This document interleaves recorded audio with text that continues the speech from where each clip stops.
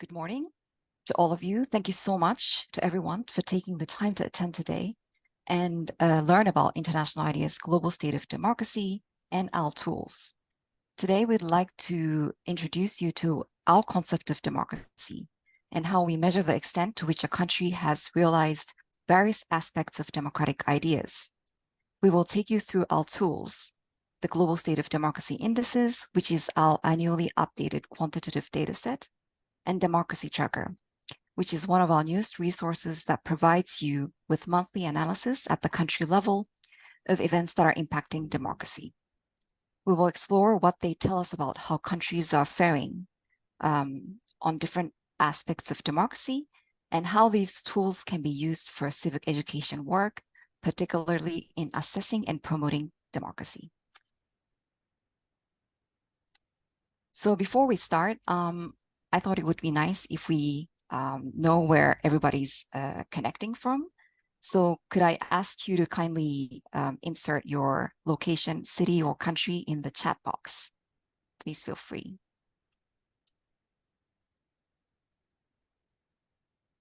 Bulgaria, India, Romania, Germany, Vienna, Lithuania, Mongolia. Great. Thank you so much. This is wonderful. Currently based in Hungary, but lived in Netherlands for 15 years. Great. Wonderful. Thank you so much for sharing Belgium. We know that we have a very diverse audience. So before we move into the session, I wanted to share an exemplary story that is symbolic of democracy, and that is Ecuador. And what you're seeing here on the screen, to the left, is a photo of the Yasuni National Park from the Amazon in Ecuador. And to the right is a ballot paper that was used for the referendum to decide whether to stop oil drilling in the Yasuni National Park. In some ways, Ecuador is actually in bad shape. In recent months, it has experienced severe instability, higher rates of violence, insecurity, and increased militarization. In fact, our own democracy tracker has recorded 7 negative events out of a total of 13 in the last year. Yet, almost 60% of voters recently opted to hold the development of all new oil wells in Yasuni National Park in the Amazon. In a second referendum, citizens in Quito also voted to block gold mining in a sensitive highland biosphere by an even larger margin of about 68% to 31%. These voters have been hailed as milestone victories for indigenous rights, rainforest protection, and global climate action. It makes Ecuador the first country in the world to determine the limits of resource extraction through a referendum. This victory was a shared one, the results of cross-institutional collaboration by civil society groups who've gathered the hundreds of thousands of signatures required to petition the referendum, to the experts who made the case for the protection of the land and the communities, to the people who voted, and to the judiciary who spent years debating the issues and cases. Although it remains to be seen if and how the government of Ecuador acts on these results, it is a picture of the potential of people's engagement and formal institutions to triumph in the protection of the democratic will.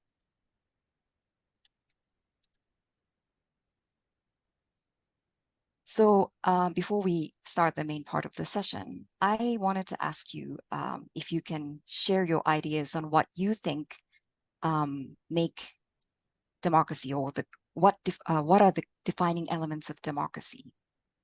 And if I may, would you please, again, share your ideas and inputs in the chat box? Please feel free. We can take a few seconds. Any idea, any element, any concept, processes, activities, civic education, engagement, yes. Sizable civil society, civic space and society, absolutely. Checks and balances, thank you.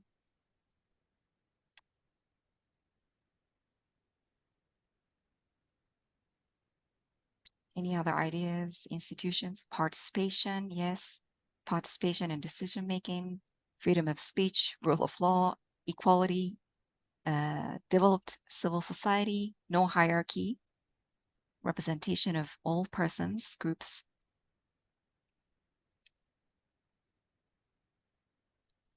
Respect for the rule of law, yes, yes, rule of law. Elections with integrity. Critical thinking laws, yes. Political system, yeah. Okay, I think we have diverse ideas, and I could say that they're all correct. So yes, education, thank you. We can say that democracy have many very different manifestations, and this could depend on a particular society's history, culture, and set of priorities. Freedom of the press, yes. Okay, thank you so much. So, so with these democratic ideas in mind, we'll begin the main part of the session, and the session structure will be as follows. So we're going to start with a very brief overview of the Global State of Democracy Indices, which is one of our tools, followed by an overview of the Democracy Tracker, one of our latest tools. And then we will do a live demo of the Democracy Tracker platform, looking into a specific country, and also some analysis by themes that we've picked up through the tracker. And finally, we'll end with a question and answer session.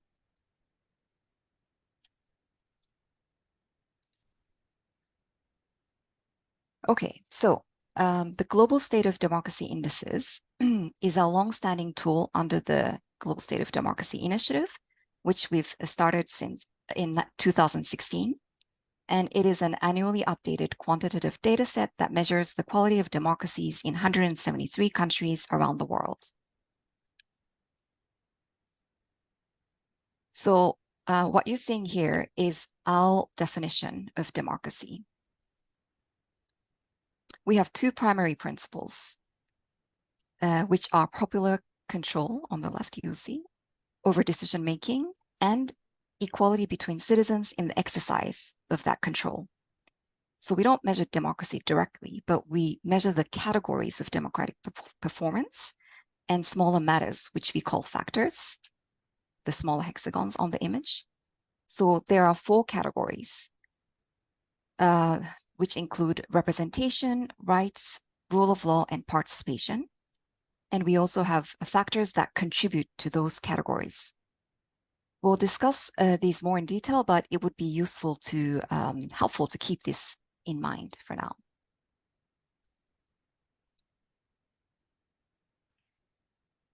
So how do we go about measuring these categories and factors of democracy? We aggregate a lot of data.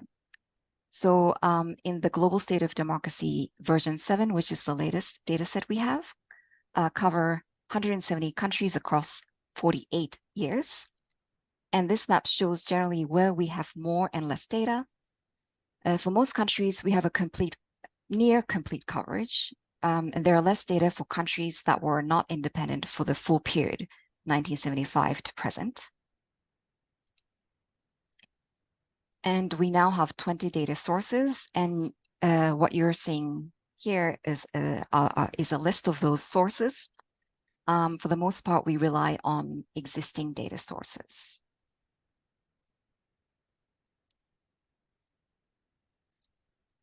Okay.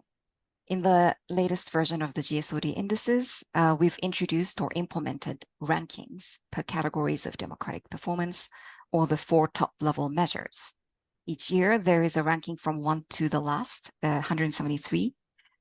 And this enables us to say what a country's ranking is.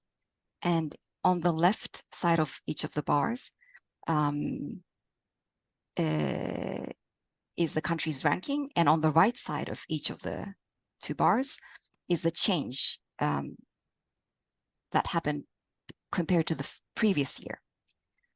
The left column shows you countries that made the most improvements in the rankings for the rule of law, and the right column shows the countries that fell the most in rankings for the rule of law based on our latest data. So for example, Zambia moved 21 positions up and currently ranks 78 on the rule of law. Afghanistan, on the other hand, fell 17 places and currently ranks second from the last. So now that you've had a glimpse of our concept of democracy and how we measure it, I'd like to ask you a question. Which country do you think ranked top for rights in 2022, our last data? Do you have any ideas? Please feel free to. Denmark, okay. One of the Scandinavian countries. Netherlands, okay. Denmark, okay. Any other ideas? Estonia, Finland.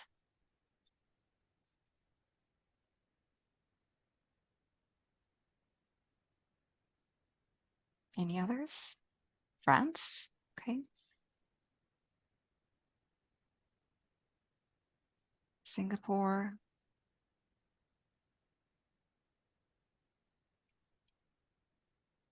Okay, wonderful. Thank you so much. Let's take a look at the actual list.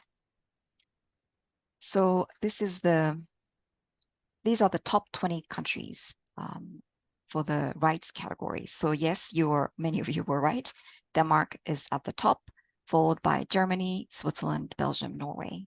And you can see a few countries from other regions as well, Asia, the Pacific, and the Americas. Okay, so now let's move to the next question. Which country do you think ranked top for participation? Please feel free again to type your answers.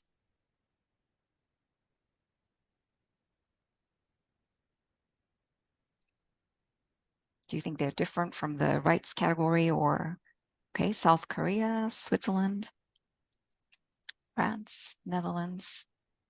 Okay, Netherlands. Any other suggestions? Okay, Switzerland, India, UK. Any other countries?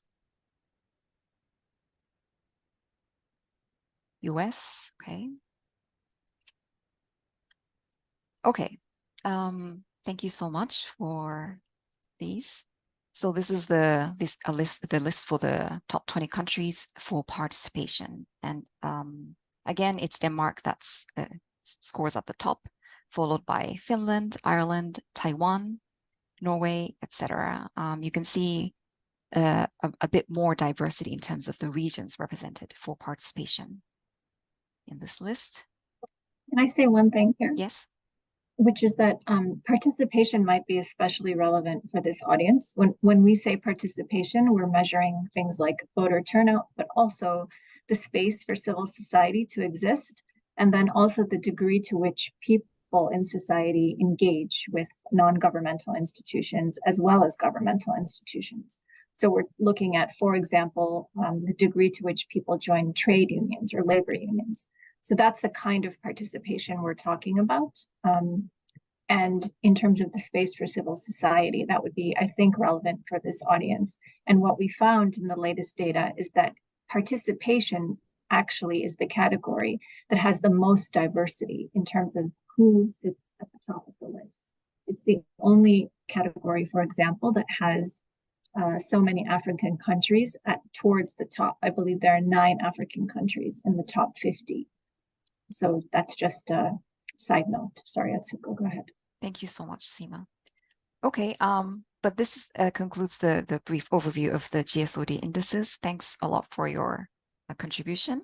I would like to hand over the slides to Seema now, who will talk about the democracy tracker. Thanks, Atsuko. So as Atsuko said, the democracy assessment team at IDEA owns several tools that help us assess and analyze democracy.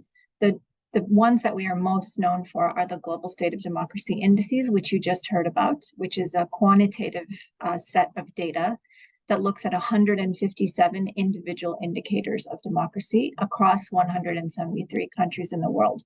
You can play with the data yourself. It's downloadable on our website, but there's also an online tool that allows you to choose what you want to look at, and then you can get a customized graph out of that or a table.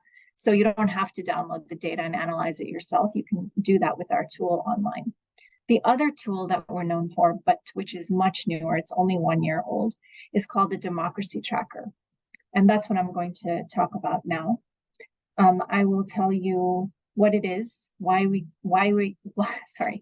created it, and then specifically I will go into some details about how it works. So next slide, Atsuko, please. So why did we make this tool? Next.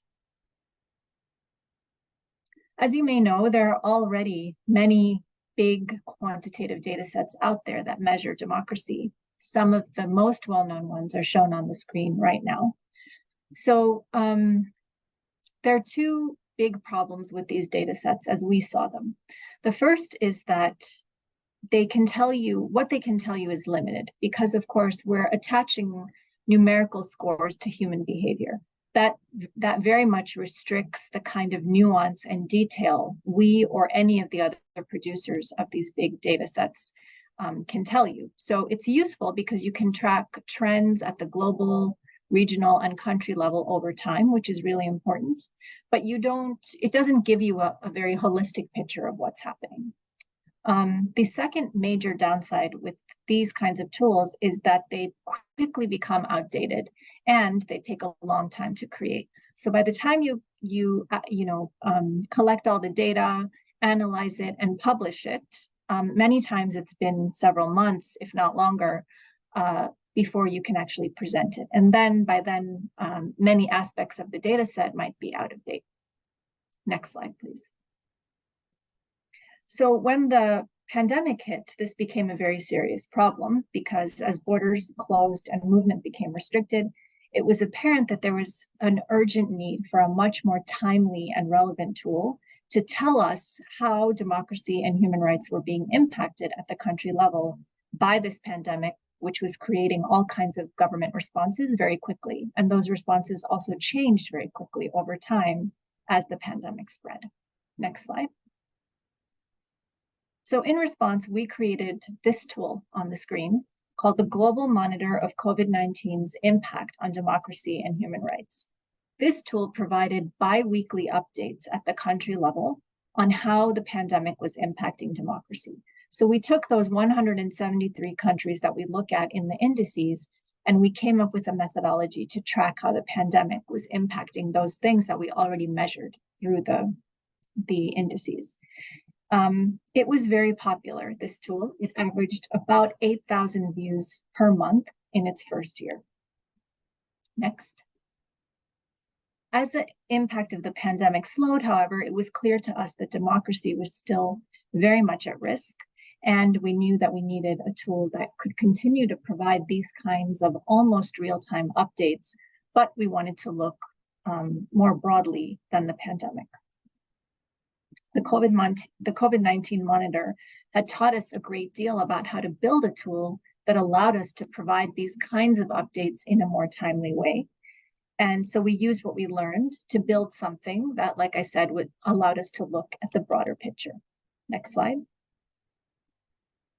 And that's how we came up with the Democracy Tracker, which is supported by International IDEA's member states. For those of you who don't know, we are an intergovernmental organization, which means that we are governed by a council of member states. Currently, we have 34 member states and 2 observer states.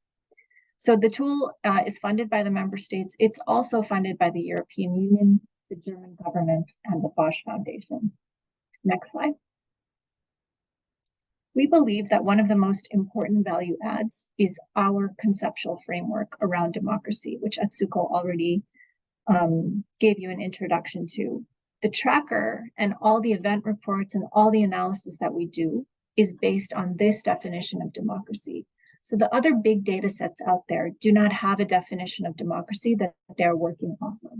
And that's how we reflected on that when we came up with the indices, and very purposefully put together a definition and also this framework in order to be able to organize our thoughts and to explain very clearly what it is we mean when we talk about democracy. You'll notice that our definition is quite broad. It includes things that many scholars and many practitioners do not necessarily consider to be an integral part of democracy. For example, we have basic welfare as a part of rights, which measures things like nutrition, access to education, access to healthcare, because we don't consider those things to be separate from democracy. In order to exercise and actually enjoy the rights that you have, you need to be able to live, basically, which is why we included basic welfare as one example. We also include political equality, which includes social group equality, which looks at differences between religious groups or ethnic groups or racial groups in a society, and a factor on gender equality, which looks at how robustly women are included in political representation, but also what kind of access they have to rights and democratic institutions. So when you see an event report in the tracker, you will see that it's coded based on this conceptual framework. So for example, let's say you have a protest in a country on some kind of issue that has to do with gender-based violence, and the protest is met with police brutality. You would read about the protest, and then you would see that then you would ask, how does this impact democracy? And what we would tell you is that it impacts democracy because it was a protest. So that would be coded under freedom of association, which deals with the ability to gather together and talk to each other.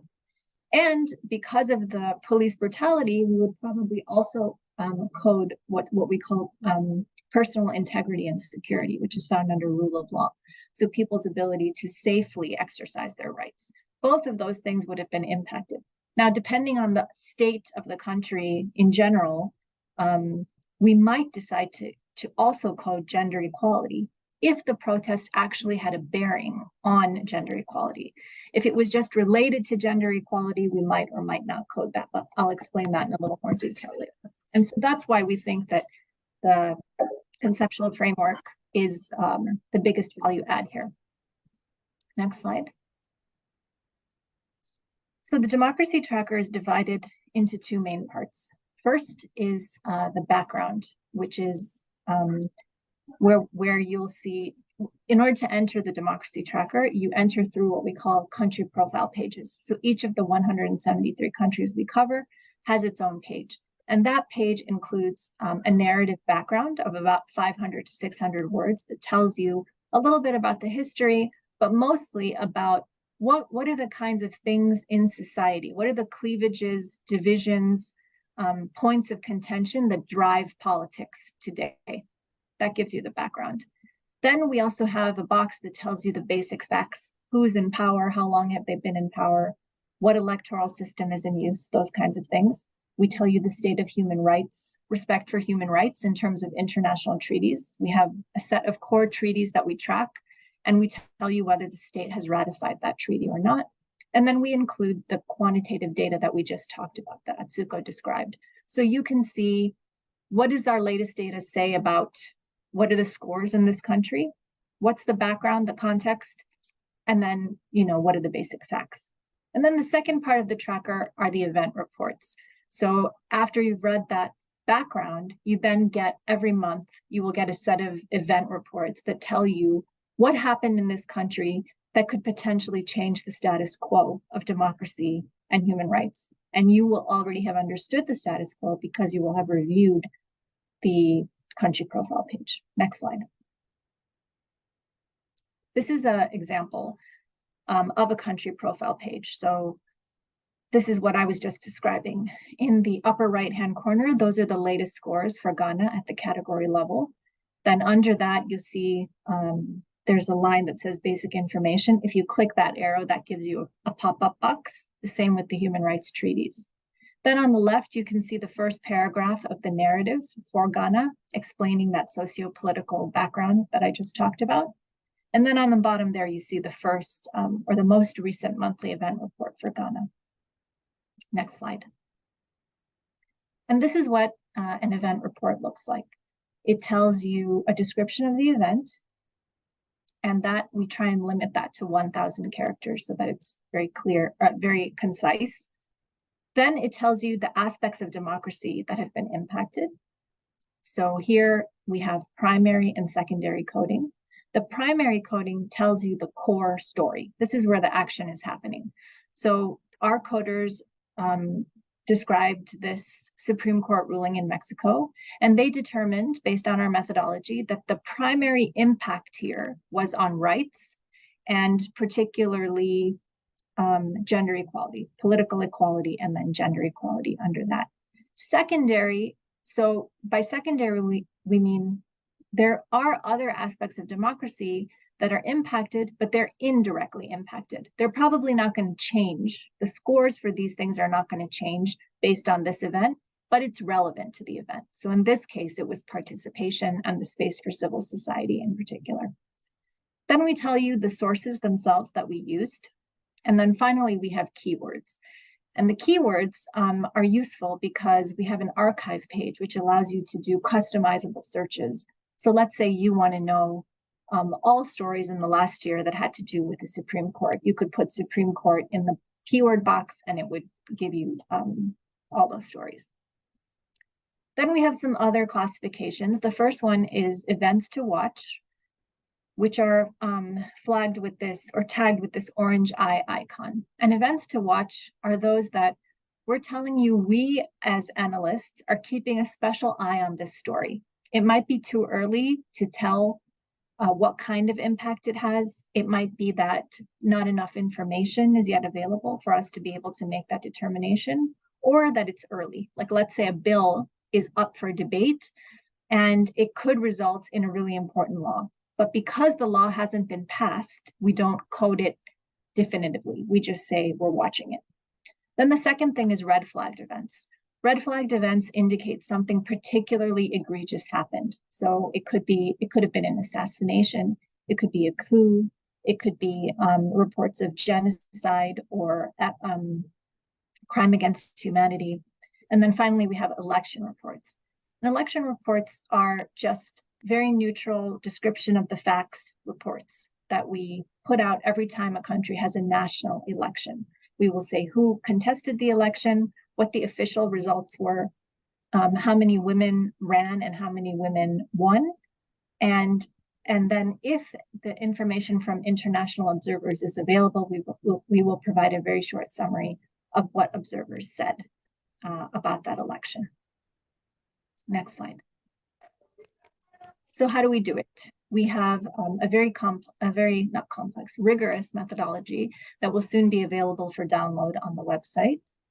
But it uses a couple of key sources. Next slide. It's important to remember that the Democracy Tracker is not a newsfeed. We are not telling you everything that happened in a country. So it could very well be that you go to a country you're interested in, you read the profile, and you see that there are no event reports in recent history. That's not because there isn't anything important happening in that country. It's because the coders don't feel that something that has the impact to change the status quo has happened.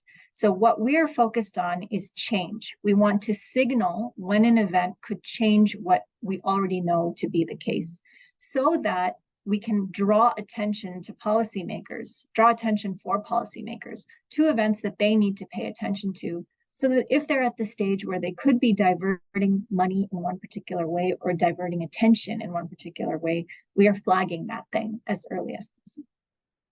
Next. These are the sources we use. We actually use a combination of sources. The two main ones are the LexisNexis News Desk and the GDELT project. Those are, the News Desk is a private subscription-based media monitoring tool, while GDELT is a publicly available tool online powered by GSoD. And in both cases, we have pre-selected certain criteria that we're looking for. And that criteria matches what's in our conceptual framework. So both of these sources scrape the web for stories that are relevant to those pre-selected searches. In the case of GDALT, I believe that tool scrapes the web every 15 minutes. Both tools do that in hundreds of languages and have auto-translate functions inside, so we're able to look at vernacular sources as well as international English sources. In addition to that, we have expert reports that we're looking at. So think of Human Rights Watch, Amnesty International, the UN, regional bodies, the African Union, let's say. We're looking at those expert reports. And then thirdly, we're looking at our own colleagues who are based in the field. We have IDEA offices in over 20 countries around the world. Often regional teams will be deployed in several countries. And those people are experts in terms of what's happening on the ground. And so we will verify stories with them. We also have a network of external partners that we look to verify sources and to get more detail on certain stories when necessary. And so we triangulate all those together in order to be able to make sure that what we are presenting is accurate and verified and reliable. In every possible case, we try and include a local source as well as an international source so that we're not just replicating international bias. We're trying very hard to make sure we're representing local views as well. Next. We have, like I said, a methodology that explains in detail how we go about making decisions, but there are three main decision-making points. The first is the event that we're reading about relevant to our definition of democracy? And does it impact the status quo in that country? Do our expert analysts think that this event has the potential to change the context in the country in terms of democracy? The second is, how does it relate to various parts of the conceptual framework? So how closely can we match it to one of our categories or factors or source indicators? And the third is, what is the degree of the impact? I think I forgot to say when in the event report, we, in addition to coding primary and secondary, we also tell you the direction of change. So green means that there was a positive, this was a positive event. Red means it was a negative event, and gray means it's just neutral, no change. That would be like a to-watch report. It's just, we don't know yet what the impact is going to be. So in order to show you the degree of the impact, we ask our coders ask themselves a series of questions as they're learning about the event to be able to determine, okay, is this going to significantly impact this country, or is it going to extensively change the context? And based on the answers to those questions, we will tell you, okay, is this a light red, indicating kind of slightly bad, or extremely bad, for example, which would be a dark red. And those are the three decision-making points that we use. Next. Atsuko is going to take you through some through the site in a more detailed way so that you can see for yourself how to use it. And then we're obviously here for questions. Thank you very much. Back to you, Atsuko. Thank you, Seema. Okay, so now that we've provided you an overview of both the indices and the democracy tracker, I thought it would be nice if we go to the DemTrack platform and do a live demo, and we could look into Bulgaria as an example, and also events impacting participation and rights. So this is the URL, so let's just jump there.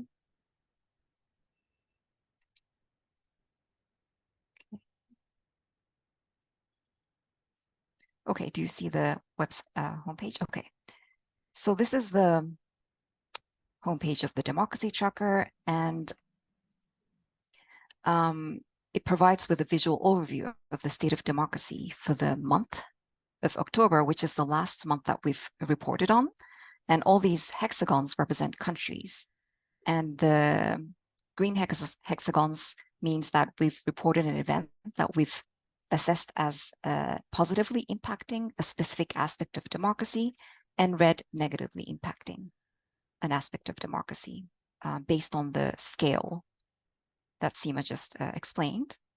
And if we scroll down, you will see critical events in October, and we usually highlight one event per region.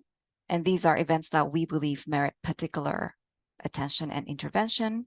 So for example, in Europe, we've selected an event from Iceland where the people went on strike against gender-based violence and pay discrimination. And you can see how we coded positive for freedom of association and assembly under civil liberties, as well as civic engagement under participation, positive. We also think that gender equality is relevant, but not assessed as changing the scores or impacting the status quo, which is why they're in gray. So if we go back to the homepage and scroll down further, you will see hexagons representing all of the 173 countries that we report. And in addition to the red and green hexagons, you see gray hexagons. And these are countries where we've reported events, but assessed as neutral in terms of the impact on democracy. And light gray just means that there were no reports we embedded for that country for this month. So I thought it would be nice if we take a look at the Bulgaria country profile, since one of the Civic's offices based in Sofia. So let's jump to the Bulgaria country profile, which should provide a holistic picture of where Bulgaria stands in terms of democracy based on our various data. And you can see what Seema just explained. So the indices score on the top right for the last 10 years. Bulgaria scores mostly in the mid-range and high on representation. You can see the trend for the last 10 years, looking at these spark lines. You can open the basic information to see the political and electoral basic information for Bulgaria. We can see that Bulgaria had its last legislative election this year. Further down, you will see the Human Rights Treaty box that Seema mentioned. And to the left, this is where the country profile narrative is. And I'd like to highlight that Bulgaria scores in the top 25 countries in several factors of representation, rights, and rule of law. And those include, for example, free political parties, elected government, freedom of movement, gender equality, judicial independence, for example. And further down, you will see the monthly event reports. So you can see an event that we've reported in September, where the government is now required to recognize same-sex relationships based on a ruling by the European Court of Human Rights. And this we've coded positive for rights. If you click on read more, it takes you to the report itself, particularly impacting social group equality. And these are the sources we've used and keywords, which can be used to do further research. In August, we've reported about the Parliament expanding domestic violence law to apply beyond married couples, which we've also coded positive on rights, specifically on gender equality. And in June, the president signed a decision to dismiss the chief prosecutor. And this we've applied rule of law, all factors, judicial independence, absence of corruption, and predictable enforcement, but as neutral, with the Supreme Justice Council ruling that remarks made by the chief prosecutor breach the code of ethic behavior of Bulgarian magistrates. So if you would like to see further events that we've reported on Bulgaria, you can go to Searchable Archive, and this is where it lists all the reports for Bulgaria for the last 12 months. Going back to the country profile page of Bulgaria, you will see more visual data from the GSoD Indices, scores from 1975 for all of the categories. you can see the specific scores on the trend lines here. Further down, you will see factors of democratic performance over time. And if you change the time period on this slider bar, it will repopulate values in the spider chart here. So you can see how the factors expanded or contracted over the last decades and years. And I just want to point out that Bulgaria has seen significant improvements, specifically on effective parliament and access to justice in the last 5 years. Finally, at the very bottom, we also feature blogs. These are called Democracy Notes and Commentary, which do deep dives into a particular subject or a particular country or region. So if you would like to know where Bulgaria stands in terms of democracy, this is what the Democracy Tracker can provide you through the country profile page. If we want to look at themes, for example, we can go to the searchable archive from the Explore the Data menu here.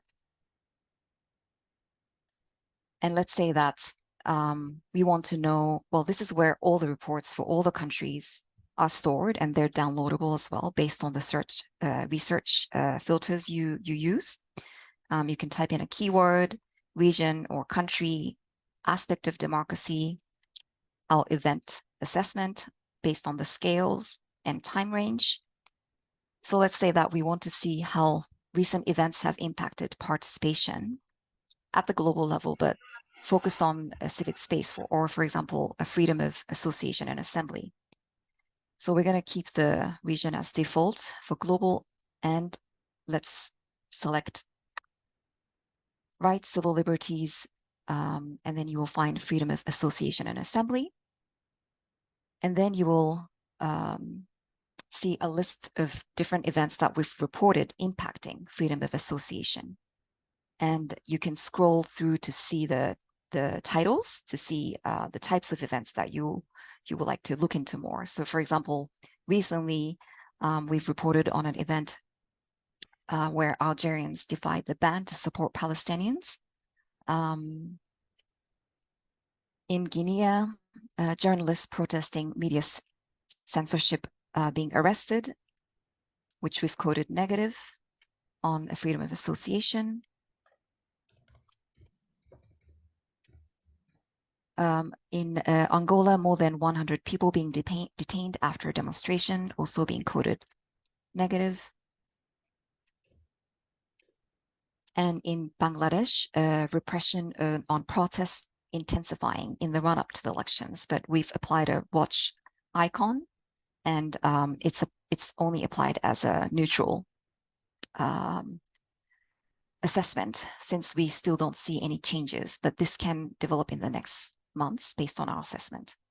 So this is one way to use the searchable archive function, and you can also clear this search and type in a keyword.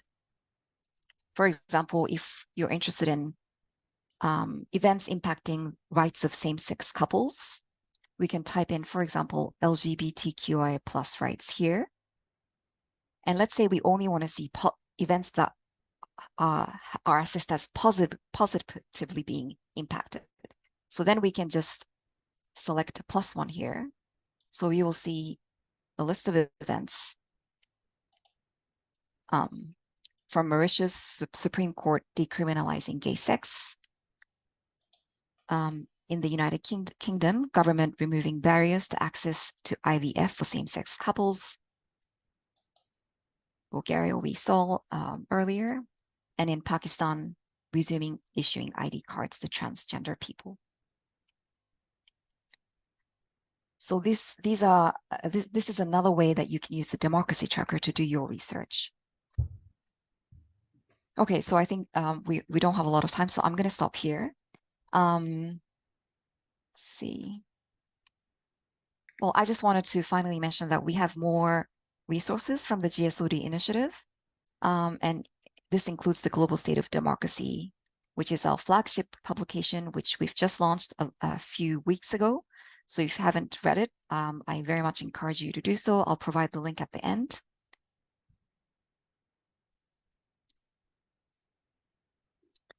And finally, sorry, just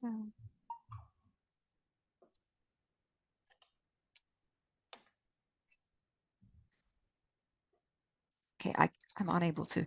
Just want to show you how the tools that we've introduced you to can perhaps serve civic education. You can use our framework, our conceptual framework, to support the civic education curricula and to raise awareness. You can use our indices and democracy tracker data for assessing how countries are faring on different aspects of democracy, to conduct further research on specific countries or themes. And you can also read our profiles as a background reading, or to do advocacy, or for specific grant proposals, for example. Thank you.